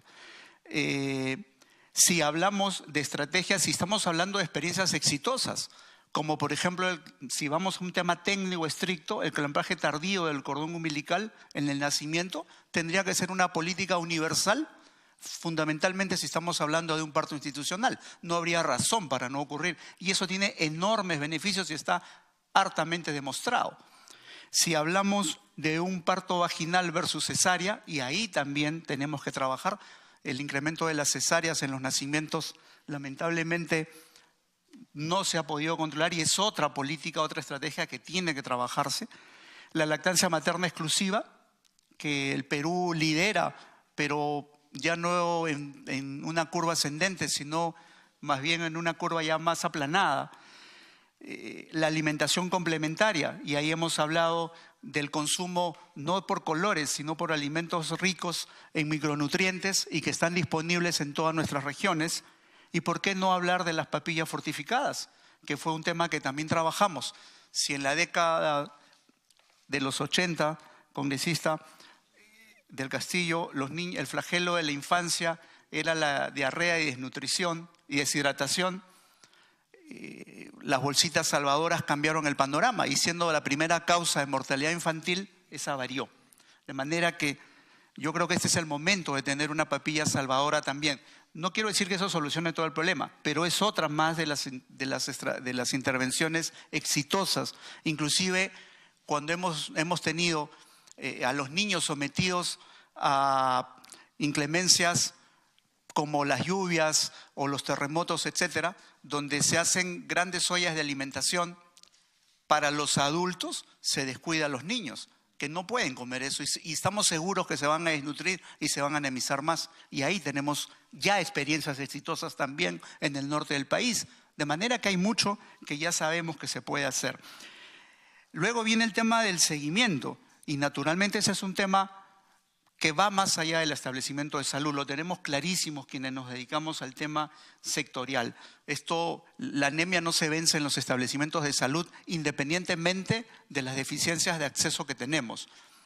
Evidentemente necesitamos un compromiso de los gobiernos locales y ya hay experiencias, ya las contó Iván, los gobiernos regionales, el sector educación, la comunidad empoderada, el control ciudadano, que es fundamental y no hay por qué temerle cuando uno hace gestión bien intencionada. No tiene por qué temer al control ciudadano, sino al contrario, debería requerirlo. Igualmente, la cooperación internacional como parte de la sociedad civil, desde luego, es fundamental. Y hay dos cosas más que yo quisiera comentar muy brevemente. Y tiene que ver con que no se trata solamente de recuperar las cifras de hemoglobina en un niño. ¿Qué va a pasar con aquellos niños que vamos a recuperar? Y me estoy refiriendo a lo que ya algunos dijeron, y es el neurodesarrollo. Cuidado que no tenemos todavía ninguna política de recuperación de nuestros niños, como dijo Raúl González, de OPS-OMS, ¿qué va a pasar con esos niños que no pudieron hacer toda su maduración neurológica? ¿Van a ser condenados a la pobreza, al subdesarrollo? ¿Cómo los vamos a estimular nuevamente? Y ahí todavía tenemos una debilidad. Y finalmente, no quería pasar tampoco por alto, se ha hablado de anemia con énfasis, pero naturalmente desnutrición y malnutrición, y tiene que ver con el incremento de sobrepeso y obesidad. Y solo recordar que ya tenemos una ley de alimentación saludable, tenemos un reglamento, está pendiente el manual de advertencias alimentarias que ya está listo. Apareció una norma en el Congreso sustituyéndola que felizmente pudo ser observada por el Ejecutivo y lo digo con mucha satisfacción porque la pudimos hacer así. Pero en el Congreso, felizmente, todavía no se aprueba esa nueva ley. Le pido, congresista, en nombre de todos nuestros niños del Perú, que esa norma que fue exonerada de segunda votación en la Comisión Permanente quede ahí y más bien se dé paso al Ejecutivo con el manual de advertencias que embandera los octógonos que finalmente han resultado la señal de alerta más clara y más entendible para evitar el consumo de alimentos que pueden ser perjudiciales para el desarrollo de nuestros niños. De manera que les agradezco mucho y me dispensen por haber tomado tantos minutos. Muchas gracias. Muchas gracias por tu comentario y con la intervención del exministro, y ha hablado ahora como presidente de la Sociedad de Pediatría, yo devuelvo el micro al congresista Jorge El Castillo para que haga el cierre de los comentarios finales. Bueno, yo en primer lugar quiero agradecer a todos ustedes sus interesantes exposiciones. Hemos estado transmitiendo por el canal del Congreso y por internet. Nos están siguiendo más de 15.000 personas en este momento. Y creo que ese es el objetivo de esta reunión. O sea, tenemos que poner en el mapa de la sociedad peruana este tema. Existe para conjuntos de la sociedad, pero tenemos que seguir insistiendo. Esta no es una reunión que hemos hecho con funcionarios públicos. Ustedes lo habrán notado muy bien, ¿no? Y no es omisión de ellos o una ausencia voluntaria. Simplemente no lo hemos diseñado así, porque la primera reunión queríamos más bien que la ciudadanía escuche a expertos y que ganemos una posición, una cabeza de playa cada vez más fuerte. Yo sé que él existe, pero creo que hay que incidir mucho más en esto. Quizás una segunda fase pueda ser transmitir estas experiencias y poder, después que escuchemos la exposición del primer ministro y los ministros el día miércoles, podamos tener un segundo paso para concretar estas cosas. Yo sé que hay una serie de, o sea, hay una, no es que no haya, existe muchísima interrelación en el sector público con la cooperación internacional y la sociedad civil, pero como bien se ha dicho, algo no ha estado funcionando, que ahí están los resultados estacionados, ¿no? Entonces tenemos que a ver cuál es el impulso y creo, y si me permiten, lo que mencionó Iván tiene mucho que ver, y ustedes también lo han comentado, con la decisión política y el empoderamiento que se ponga desde el gobierno. O sea, si eso no existe, ustedes saben que eso es bien difícil que vaya a caminar. O sea, el Ministerio de Economía va a la pauta que le ponga el presidente de la República o el primer ministro. Si no, si vamos a suponer que de por sí lo va a hacer, no va a ser tan fácil. Entonces, creo que esto es muy importante. Tenemos, permítame esta digresión, Carlos Eduardo preguntaba, ¿qué tiene en la cabeza la gente que hace estas cosas? Pues estamos tratando también de descifrarlo. Tenemos otro grupo de trabajo que estamos preparando una ley, queremos constituir una política pública de salud mental. Esto es muy importante. Entonces, ya hemos tenido algunas cuantas reuniones, ya está el proyecto virtualmente terminado en consultas finales y lo vamos a presentar en corto tiempo para poner igualmente en el mapa ese tema que no está. Por diversas razones no existe. Entonces, hay otras prioridades, es entendible, pero fíjense, este punto, algunas estadísticas me enseñaban qué es lo que más agresiones e incidencias tiene esa razón, esa causa. Y si le sumamos el alcoholismo, bueno, ya nos pasamos, ¿no? Entonces, bueno, es para que vean de la opinión pública decirle, en el Congreso hay de todo, como en Botica, pero también hay temas serios, ¿no? También hay temas importantes que se tienen que ver y que estamos intentando impulsar. La Plataforma por la Infancia, que es un grupo multipartidario, está Gloria Montenegro, Guido Lombardi, Tania Parión, a veces acordar más nombres, Úrsula Letona con nosotros, ¿no? Edmundo del Águila, de AP, en fin. Todo este conjunto, como ustedes ven, se creó inclusive antes de crear las comisiones parlamentarias. Nunca peleamos, trabajamos bien. Es la única comisión que no pelea entre sí. Peleamos todos juntos hacia adelante. Es una cosa muy importante. Entonces yo los quiero comprometer para una nueva jornada, ya con los ministros, las ministras que tengan que ver con el tema y los funcionarios para ver cómo vamos afinando y cómo le damos sinergia a todo esto, ¿no? Me parece que es sumamente importante. Bueno, muchísimas gracias por su atención y por su presencia. Un aplauso a todos ustedes por...